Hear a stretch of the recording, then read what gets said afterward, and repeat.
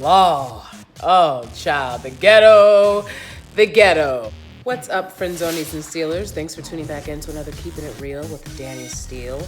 Now, who's a friendzoni and who's a stealer? Very easy, very easy. Friendzonies are people who are not subscribed. You're in the friend zone, right? So my friendzonies, hi, what's up to you guys? Subscribe and you can become a stealer. Woohoo! Yeah, you guys matter. Stealers matter. So we've all seen the video of what happened at Disneyland. Was it Disneyland or Disney World? I hope it was Disneyland. I hope it was Disneyland. I hope y'all didn't go showing out at Disney World. I hope you didn't do that. Let me tell you something. The reason I think it was Disneyland was because it looked a little bit kind of like, yeah. I don't know if it was the circumstances of what was going on in the video, but it looked a little bit like, dilapidated. No, I'm joking. It didn't look dilapidated, but it just looked like it was, it's just some regular old theme park. Disney World is supposed to be the theme park to end all theme parks, right? Law. Oh, child. The ghetto. The ghetto. Blackistan and Disneyland. When worlds collide. First of all, let's talk about what is Blackistan. Blackistan is a state of mind. It is not a place, okay? As you can clearly see from the Disney place video where the helter-skelter took place. I'm only gonna use soft terminology to describe this helter-skelter altercation. And I'll tell you why. Because to me it was a slight altercation. Be quiet, swirly. To me, it was a slight altercation. They were fighting with each other. No one else that wasn't a part of the melee was injured. Be quiet, swirly. What is Blackistan? Blackistan is a state of mind. It's not a place, right? There's no like, oh, this is Blackistan, right? Maybe a street or two might be Blackistan. I feel like I've lived on some Blackistan streets, okay? But generally, right, Blackistan is a state of mind. It's a mentality. And these folk brought that ish to Disneyland. I'm trying to curse less. I noticed I cursed a lot in my last two videos, okay? And I was working on not cursing because I know that a lot of good black women, they want to watch the videos. Good, soul-hearted, church black women, they want to watch the videos, but they can't because I'm cursing. Now, there's a lot of things that y'all shouldn't be able to do because A, because B. While you're judging me for my cursing, don't stop there. Make sure to judge deadbeat fathers or deadbeat mothers. Make sure to judge the school systems that are treating your children like criminals. Make sure to start judging a lot of things that are happening around you. Not just my cursing. I'm pretty sure I'm not the only person that you're going to hear curse in a day. But I understand. And I'm gonna keep working on it. Blackistan is a state of mind. It's a mentality that these people brought with them on vacation. On vacation. Yeah. They brought it on vacation. I know you've been.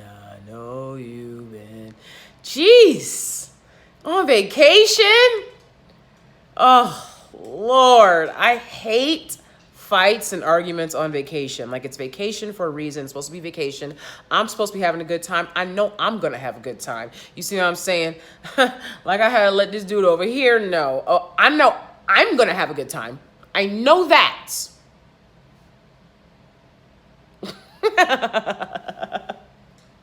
Okay. You know what I'm saying? I'm not gonna argue with nobody on vacation. I'm not gonna do it. I'm not gonna do it. No, I'm not. You know what I'm saying? Because I'm here to have fun. You can argue any old time of the week. You're not going to ruin this for me. And to prove it, right, just move right on along. But of course, it's hard to do, I guess, when you're like at Disney and a bunch of kids. It's like, you're not going to like have some like alternative good time. So what is Blackistan? I would say Blackistan is toxicity. I would say Blackistan is cultural norms, and a lot of that toxicity is from cultural norms. What are the things that we're still continuing that we know don't work? One, leaving mothers to fend for children by themselves. We know that doesn't work, okay? You don't have to stay with the person. You don't have to have a home together, but you have to take care of your child. When two people make a child, they have to take care of the child. So when you don't take care of the child, we know that doesn't work. You have to look at your community in comparison to other communities. Other communities place education at a very high level of importance. You have to place education at a high level of importance. You're not going to get a high level of education if you're struggling to eat and struggling to survive. You're not going to be able to pay for the best education because we are in capitalist America and we know that you have to pay for the best education. Child rearing, raising the child. I still see a lot of people patting themselves on the back because they made it. They were abused as a child, but they made it. They were, hit as a child, but they made it. Physical abuse doesn't come without verbal abuse and emotional abuse and other forms of abuse. So if someone has been physically abusing you, I very highly doubt that they were physically abusing you, just like hit you like really hard and then like just proceeded with normal conversation. We are telling ourselves that we were hit and then time passes and then we're okay with it. So it's okay if it happens again and again and again. What if we told ourselves to make leaving women to raise the child by herself okay? What if we told ourselves about that? That some high-ranking men have to deal with gold diggers or, from other races. What are we telling ourselves that we keep repeating the same things over and over again? These cultural norms that you scoff at, you want to laugh aside. It's not funny. We have to let go of the idea that someone physically harming you every day or every week or every month or even every year of your life is something that, hey, you can just laugh off later as an adult. The company you keep. There's a lot of people that are very selective about who they keep around them. But Black people are determined not to be at all. Black people are determined to be on the complete opposite of that, right? And just let any old who shot John into the home or into their lives, and that ain't what Jesus told you. No, it's not. I read the Bible a lot. That ain't what he told you. So why are you doing it? Told you to take care of your fucking kids. Somewhere in there. Okay? Told you to take care of your kids. Told you to love thy neighbor. Who is thy neighbor? If it don't start with your family. So then let's move on to Black love. I think we need to work on what is Black love. I want people to start treating me like everybody hates Chris, right? Because the last video they was in their feelings, people are going to be in their feelings about this. There's nothing to be in your feelings about. I'm certainly not saying anything any more controversial than anything you've heard or anything that's typically out there. I'm asking us to use our minds and start thinking critically instead of just saying by rote the same rhetoric that we're used to. Who are we letting around us? You got to watch who you let around you, and you got to go with that instinct that you have that says, hey, this person is good or bad, period. I firmly believe in that. I firmly believe in that. Don't just let anyone around your family. Don't just let anyone around your children. If you want to meet people offline and you want to go dating some weirdo, you go ahead and do that. You want to be 18 and you want to date a 50-year-old, go ahead and do it. Don't bring them around your family. Don't bring them around your family. It's really simple. Don't bring them around people that care about you. They're gonna have I never understand these shows, these reality shows where like everyone dislikes the person in the family. Why are you you know who your family is. You knew they wasn't gonna like this person. You knew that. What are you doing? Why are you causing discourse and chaos? Why? Just don't bring them around and don't go around. And then your family can decide if they're going to step up and rise to the plate and be the people that they need to be, or if they're just going to keep doing what they do. A lot of this comes down to accountability. And when I think of accountability, I think of King Malcolm X.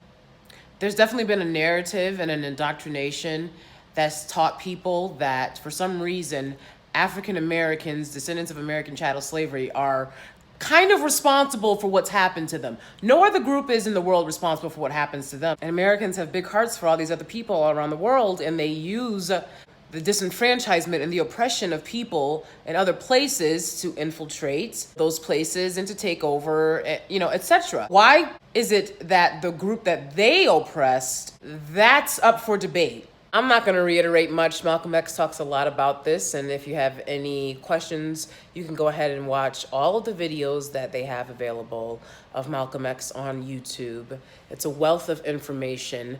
No one would say Malcolm X is hateful today. They wouldn't, because they know not to touch that today. But back then it was more than okay. There's nothing hateful with trying to empower your people.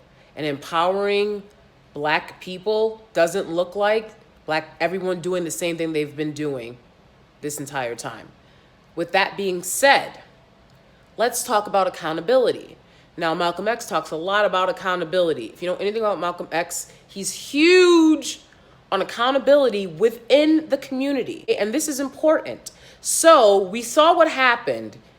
How do we prevent that from happening again?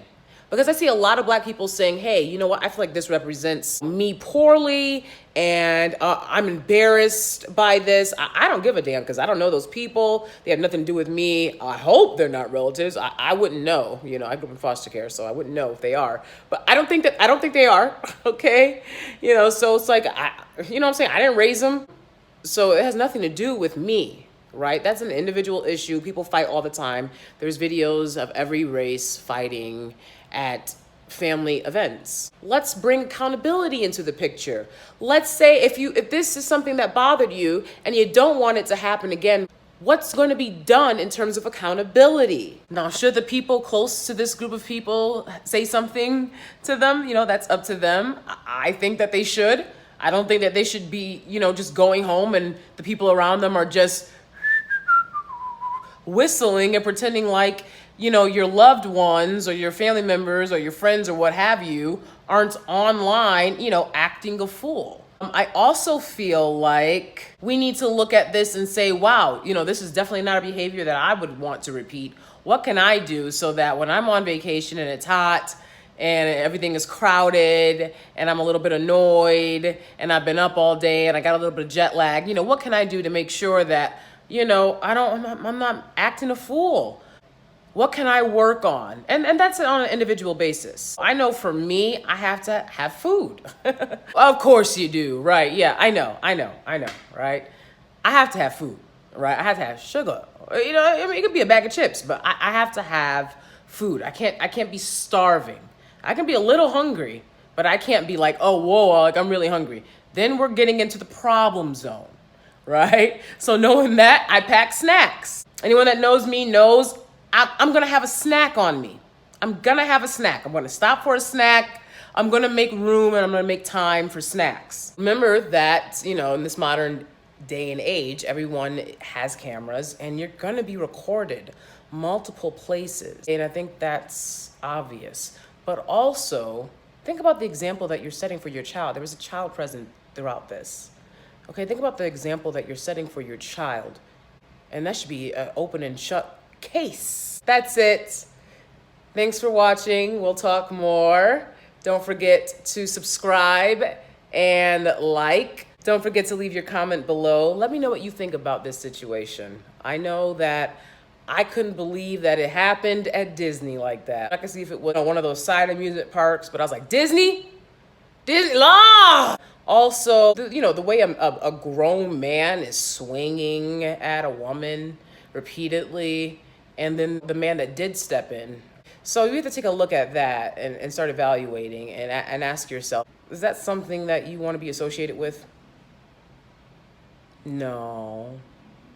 Okay, thanks for watching. I'll see you guys next time. Bye.